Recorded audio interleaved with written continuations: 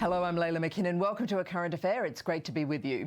They were told they should feel lucky that their town has been chosen as the site of a lead-acid battery recycling plant. But these families are furious and fearful.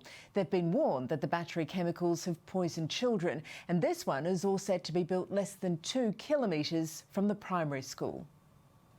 Do we want answers? Yes! It shouldn't be done, and we're not going to stand for it to happen. In Victoria's Latrobe Valley, Hazelwood North is the type of town that marches together. Do we want a smelter? No! We are sick of being overridden. And the kind of place that speaks with one voice. No lead smelter for Hazelwood!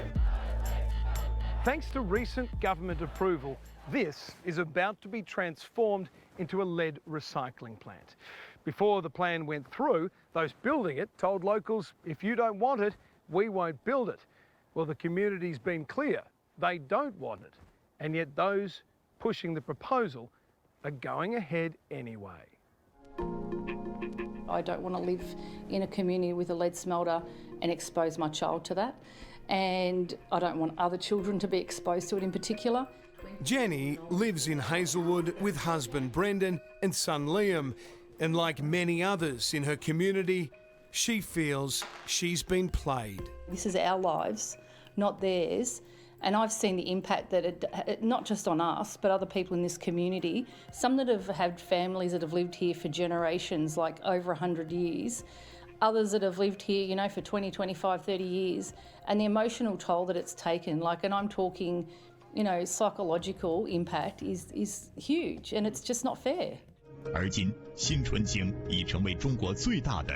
2 years ago, Chinese-owned company Chunxing announced plans to build a lead battery recycling plant in Hazelwood. 85% of the world's lead consumption is used in making lead-acid batteries, mainly for cars. These batteries can be recycled by melting down the lead and refining it to create new batteries. It's a profitable business, but the chosen site in Victoria was uncomfortably close for Jenny and her family. We're going to have to pack up and leave us. It'd be irresponsible of us to stay here with a 9-year-old and expose him to that and then be sorry in the future that he has, you know, got lead poisoning, you know. The lead refining process emits lead fumes and dust into the air. Without the proper safety measures, those fumes can carry, polluting soil and crops and potentially poisoning community members. The proposed site is less than 2 kilometres from homes like Jenny's and 1.7 kilometres from Hazelwood North Primary School. They are going to destroy the lives of those children. Phyllis Omadol has become a worldwide campaigner against lead recycle plants after a facility near her home in Kenya poisoned her son and led to the deaths of other children in her community. From her home in Mombasa, Phyllis sends words of encouragement to the locals at Hazelwood. They need to stand up. They need to say no to this plant, not because of themselves, but because of those children. Last year, local council received a presentation from Chunxing, the company behind the smelter.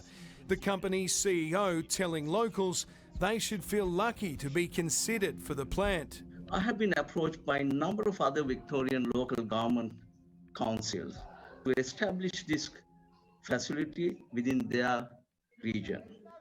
After a people power campaign, the council voted down the plan, but Chunxing appealed, and the issue was to be settled at Victoria's building tribunal, VCAT. And this is where this issue moves from the regions to the steps of power.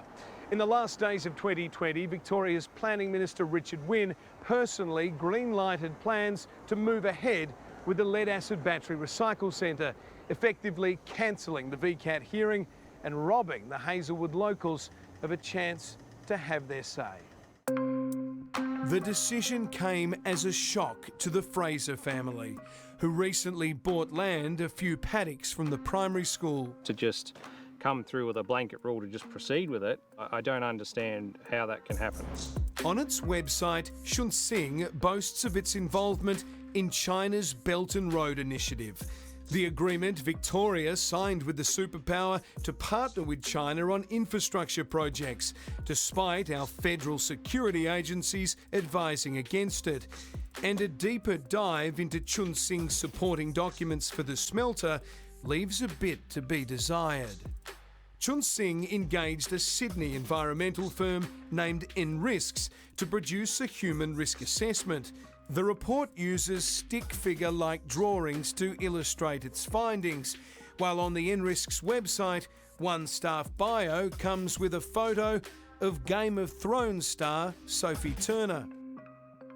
Ultimately, the authors of this report conclude that the risk to human health at Hazelwood would be negligible.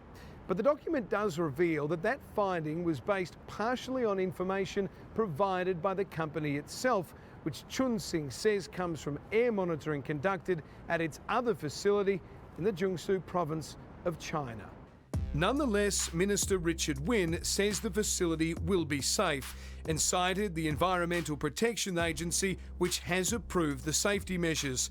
We asked for an interview, but Mr Wynne's office said he was on holidays, so we took up the case with his colleague, Industry Support Minister Martin Pakula. Why doesn't the government think the community of Hazelwood should have a chance to have their say at a VCAT hearing?